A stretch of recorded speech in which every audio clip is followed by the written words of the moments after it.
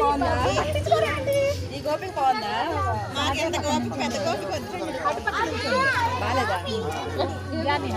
ఆ గోపి బాలేదు, ఈ గోపి బాగుందా? నేను నేను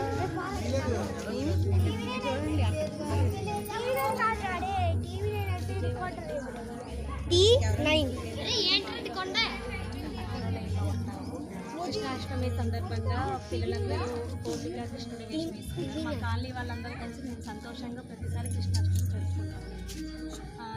T9 ప్రేక్షకులందరికీ కృష్ణాష్టమి శుభాకాంక్షలు. జై కృష్ణ జై జై పిల్లలకి జై కృష్ణ జై జై కృష్ణ జై కృష్ణ